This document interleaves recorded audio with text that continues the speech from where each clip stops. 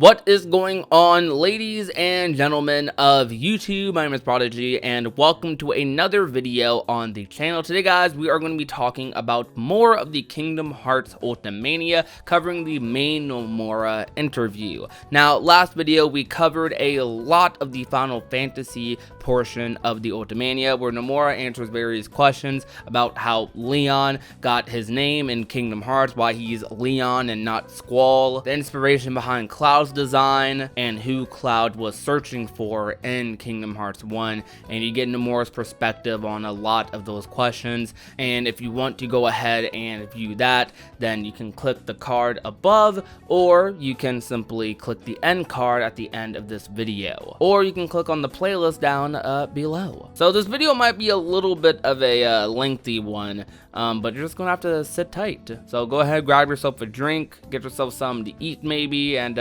relax. I would like to ask about the main theme song, Hikari. Was it your intention to choose Utada Hikaru? Yes, just simple yes. I bet you still can't fathom how you persuaded Hikaru Utada to agree to making a song for a video game. That's true, but I didn't think it was impossible. Of course, if you don't try, you won't know. The others around me said it's better to stop. She'll definitely turn that down. And just convincing the other staff took the most time. I insisted from the beginning that the singer must be Hikaru Utada. By the way, I apologize if I pronounced the name incorrectly. I am not the best at pronouncing Japanese names. That's something, if you've been a part of this channel, you have probably realized by now. But I will try my best. How were the actual negotiations once you started? The decision was unexpectedly smooth. Her people agreed to the first negotiation, and it was not bad. They replied saying something like, she likes games, so it might be alright.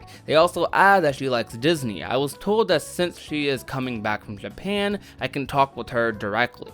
When I was allowed one more negotiation with her after she returned, she asked if I could show what the game was. I quickly sent her a presentation video. Then in a day or two, she said, I'll go for it, and that she will strongly consider it. I said, seriously? I was extremely surprised that came out of my mouth. What kind of song did you ask from Hikaru Utada? The song would play from the ending sequence, where the hero and heroine part from each other, since the images for that scene were decided very early on. However, I wanted to show that this is not a sorrowful parting, but an optimistic one. The lyrics fit so perfectly that when I first heard it, I trembled and couldn't speak. Oh my. I didn't ask her to not put in words that do not exist in the game's world, such as cell phone, but she added in television. But I am glad that even from that, one can take away a deep meaning. The Hikari single did splendidly and became #1 in the hit charts and matched up with the sale of the game. It was nice that both of them benefited from each other.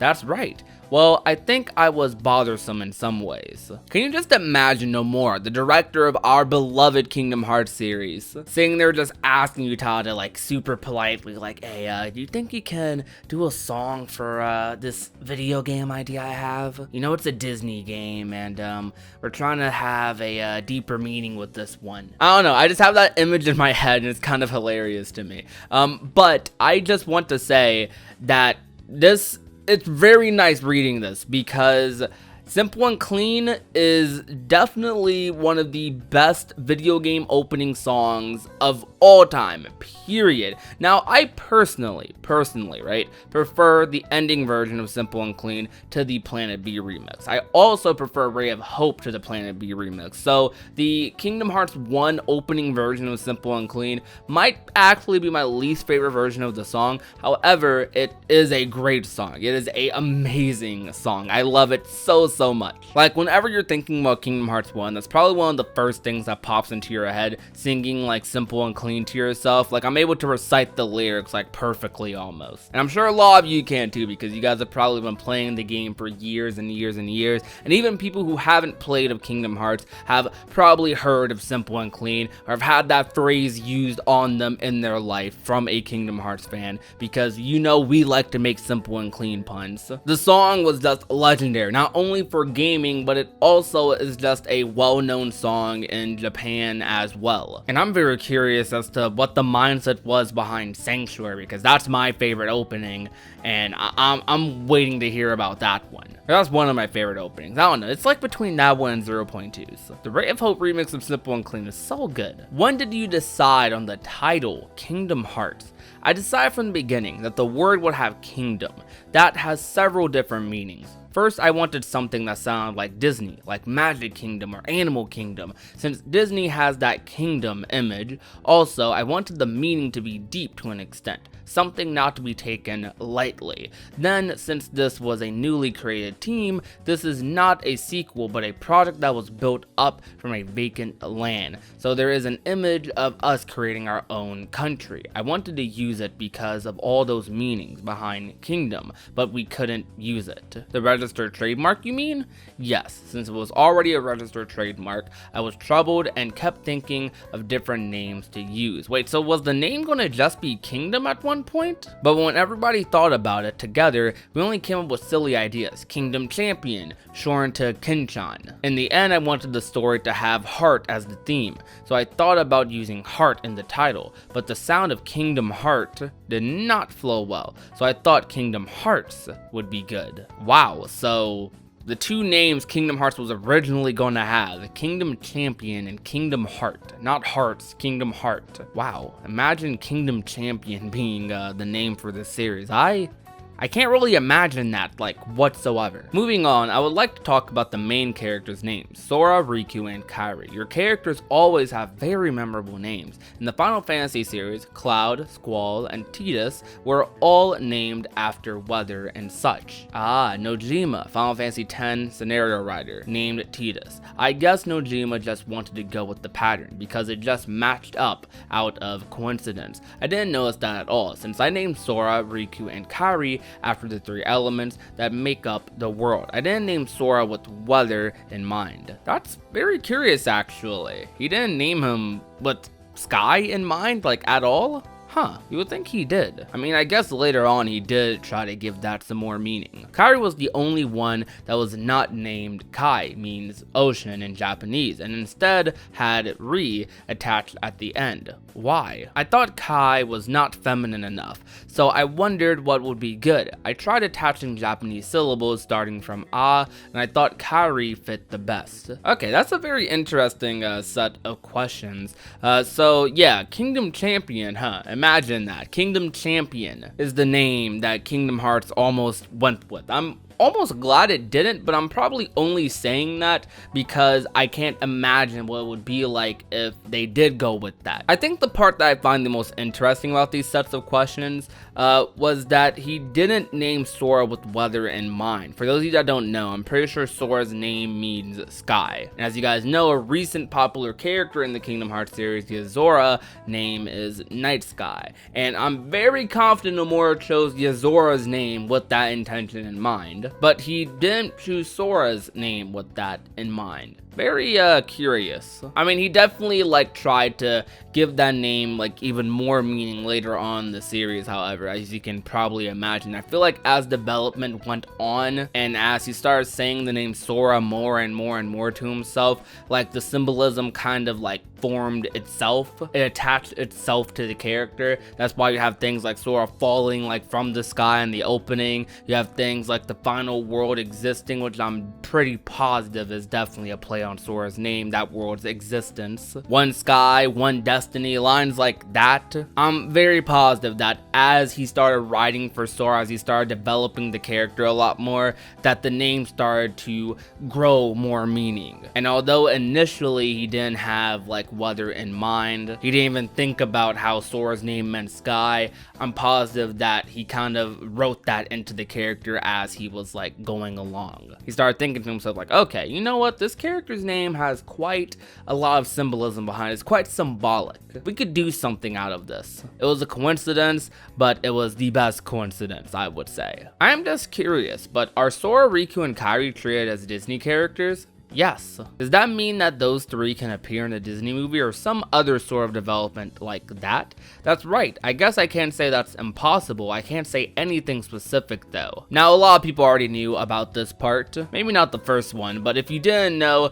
yes, Sora, Riku, and Kairi, and a lot of the other Kingdom Hearts original characters, probably technically all of them actually, are considered Disney characters. Yes, even Yazora is most likely considered a Disney character by Disney, like, trademark copyright standards because he's in Kingdom Hearts. Now, it doesn't go for the Final Fantasy characters because they were already established characters who are copyrighted under other properties, but these new characters created for Kingdom Hearts like Sora, Riku, Kairi, Yazora, Xemnas, Ansem the Wise, etc., they are all Disney characters. Now, it doesn't mean Disney necessarily has like free reign over them necessarily or anything. Maybe theoretically, but they haven't used the Kingdom Hearts characters like to that ability yet. They haven't treated them like they're not Nomura's like babies or anything. They are very respectful, from what I understand,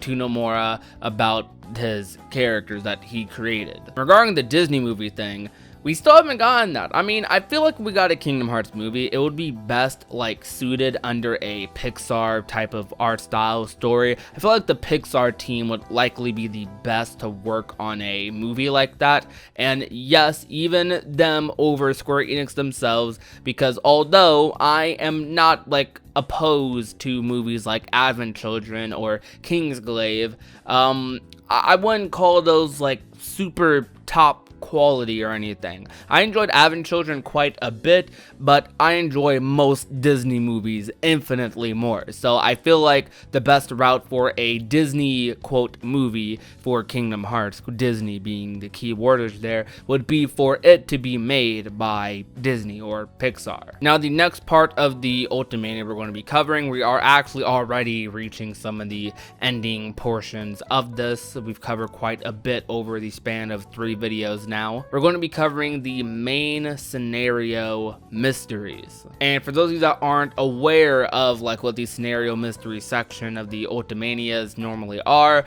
they are usually these sections where Nomura reveals exclusive information about the story for the game, hints about the lore, meanings behind certain things. The main Nomura interview was kind of just a general like Q&A, like, alright, what's the relationship with Disney? What's the relationship with Utada Hikaru? How do you come with the title for the game? The scenario mystery section of the Ultimanias are normally for like the hardcore fans like us, where we want to eat up that lore info, you know? Those sections are for us. The scenario mystery sections kind of cater more to the hardcore fans, the people who beat the games, the people who 100% of the games, the people who are begging for questions, for answers about, you know, something that they experienced in that game. Now, I haven't read it, so I'm not going to try to overhype it, but be excited, I'll say be optimistically excited, because, you know, we've already played Kingdom Hearts 1. Kingdom Hearts 1 came out in 2002, and it's 2020, so it has been quite a while, so don't be surprised if you know a lot of the information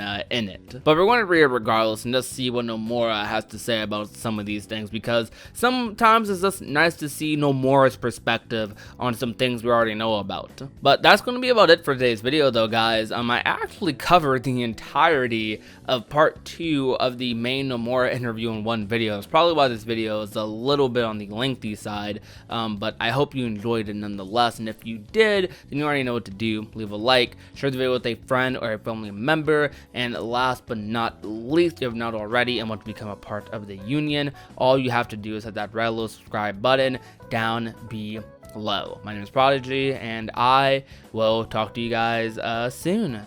Peace out.